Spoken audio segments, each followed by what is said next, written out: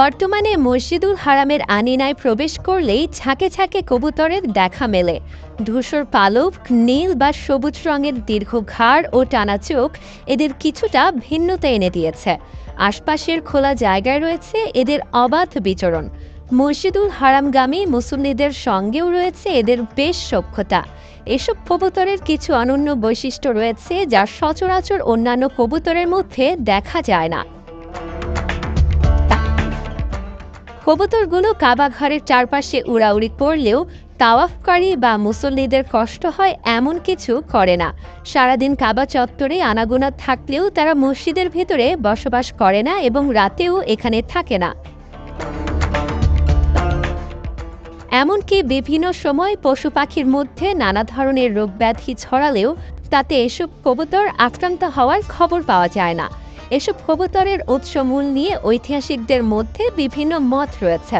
কারো মতে এগুলো সাউর পাহাড়ের হেরা গুহায় বাসা বাঁধা কবুতরের বংশধর।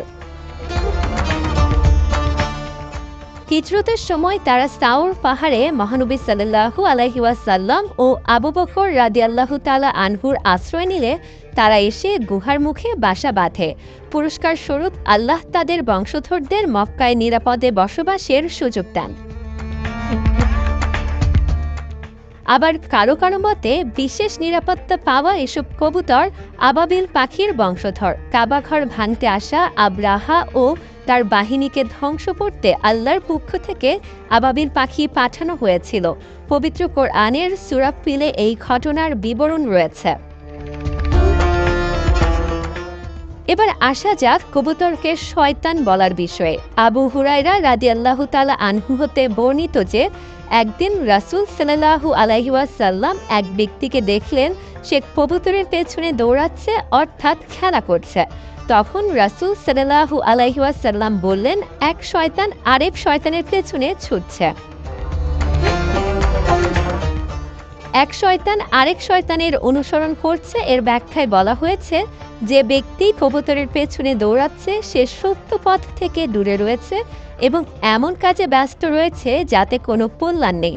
আর এই কাজ ওই ব্যক্তিকে আল্লাহর স্মরণ থেকে গাফেল করছে এবং তিনি এমন কাজে ব্যস্ত রয়েছেন যা তাকে দিন ও দুনিয়া অন্বেষণ থেকে অন্যদিকে নিয়ে যাচ্ছে। কবুতর নিয়ে ব্যতিব্যস্ত থাকা এবং শিকারের পেছনে ছোটা মানুষজনকে মজিয়ে রাখে। এতে আল্লাহর আনুগত্য, ইবাদত বন্দেগী ছুটে যায়। এজন্যই রাসূল সাল্লাল্লাহু আলাইহি ওয়াসাল্লাম বলেছেন, এক শয়তান আরেক শয়তানের পিছে লেগেছে।